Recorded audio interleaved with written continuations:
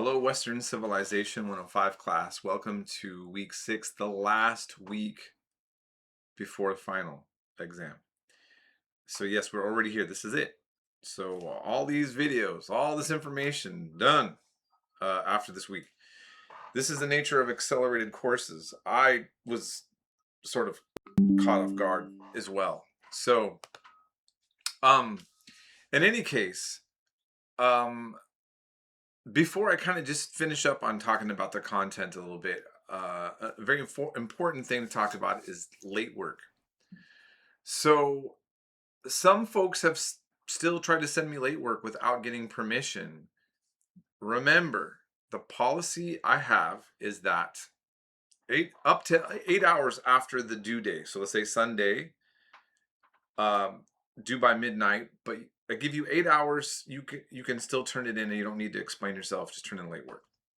After that, I need you to contact me and ask if you can turn in the late work. We need to have a conversation. And what I mention is if you don't do that, I will not grade it permanently. The zero stays. You wasted your time. You need to communicate with me first before. Okay?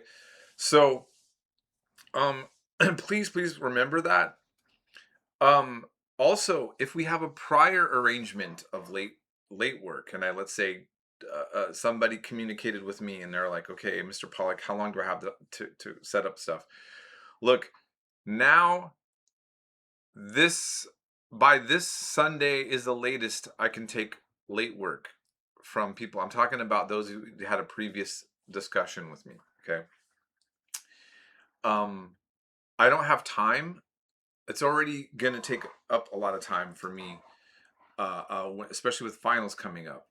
And I end up getting a lot of students, more than one, that wants to all of a sudden catch up the last minute. And there's just too many students. This is partly why I need you to communicate with me, because I need to see how much time I can actually fit in, um, even if I'm going to be helpful. And I'm limited with what I can do. Please keep in mind, though, too, I want you to reach out to me.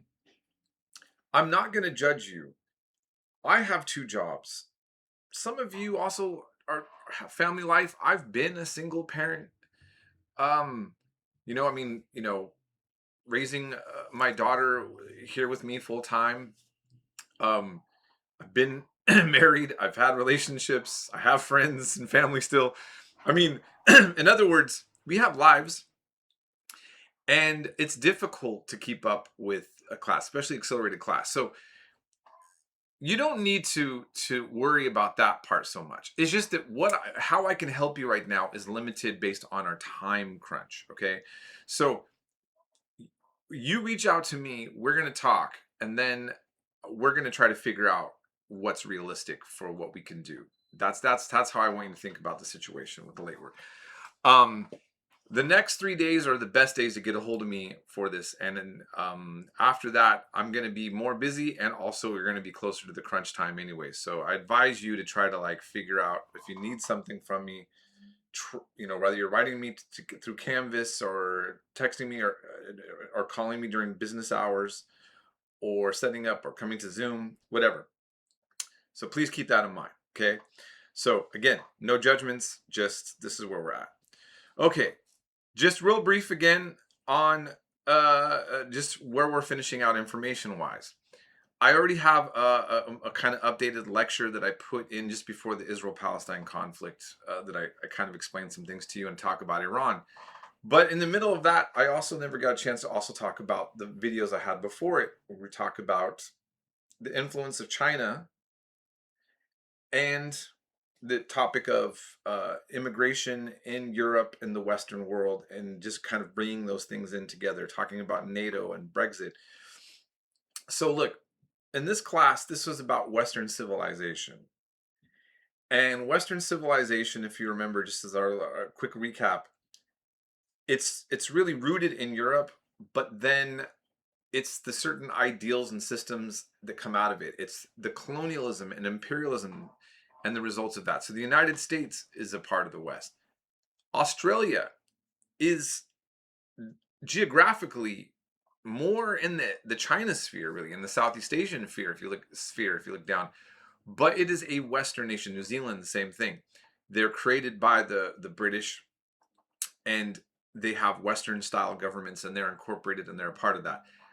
Apartheid South Africa, and even post apartheid South Africa. South Africa is also a byproduct of the West, of the Western world, and set up with the system based on it in certain ways. And I can go on to other illustrations. So remember that the West can no longer really just be specifically taken in a literal sense geographically, but it's we're talking about the historical developments of civilizations based on the Western world's influence. Okay.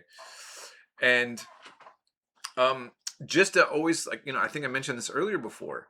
I mean, China being communist, who is the founder of communism that they embraced for the revolution? It was Karl Marx, a German philosopher, right? um Lenin was used as a revolutionary text by Mao. Lenin comes from Eastern Europe, right? Slavic influence. But China has also done things their own way. My point is that I'm also trying to make is that it's not so easy to it's not a straightforward thing necessarily, in the sense that world history is everything. We focused on Western Civ, but it's connected to all these other various factors, and there's all these layers to it. Okay, just keep that in mind. This is something I want you to think about. Now, I give a very old video on the making and breaking of Europe and the issue of immigration, but the video goes into the details that leads up to some of the things that were already occurring. Like, so for instance, after World War II, Germany and the Netherlands took in a lot of Turks that were supposed to be temporary workers, because the war really crushed demographic situations. And to rebuild, they used Turkish workers. But the idea was this was a temporary thing. Well, Turks uh, became a major part. Like, they didn't all go back, and many had children that grew up and only would speak Dutch or German. And so there's it's good to understand the way that World War II and the way that the Europeans slaughtered each other and destroyed all their buildings also kind of did that end the West as we know it. And then the need for immigration to come in, and folks that were not coming from European nations but from other places, that's going to change the dynamic of the culture, and then creating the EU, where they put down the borders. But you know, there's a lot of people who get very political, and there's like the far right, and there's groups that want to end and the open border policy and all of this.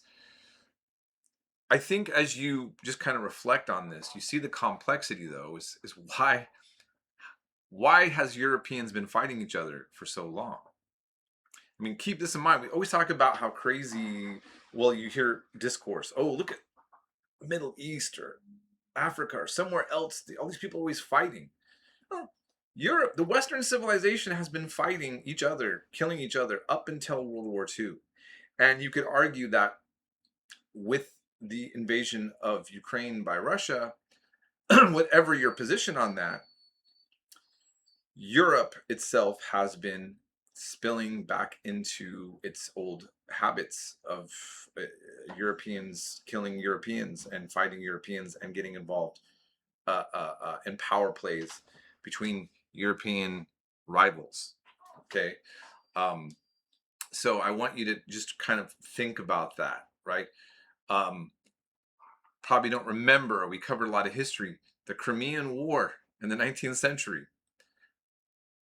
the Russians intervened to stop the Ottoman Empire. The Turks, supposedly in the name of supporting Christians, and the British and the French sided with the Muslim Ottoman Turks because they were afraid of the rising power of Russia. There are these long-term things within the West where Western powers would even side with a state that you wouldn't think. Two major groups that we think of, France and Britain, sides with a Muslim majority uh, country against Russia. This is how long the tensions have been. Russia's always been kind of on this outs with the rest of the West. Okay, so thinking about that, with the Ukraine situation and what's going on there. Um, and then I have an older video also by an African woman that talks about the influence of China. It's also important to think about. At this point now, China is a major player, and there's a reason. And for people in the West, we often think about who would want to gravitate towards a state that has so much control over its citizens and such an all-present uh, um, state. Well, she explains very much, partly that I mean, what she's saying is that it's an older video, but the spirit of what she's saying rings even more true now than it did when she uh, uh, when she was gave that lecture.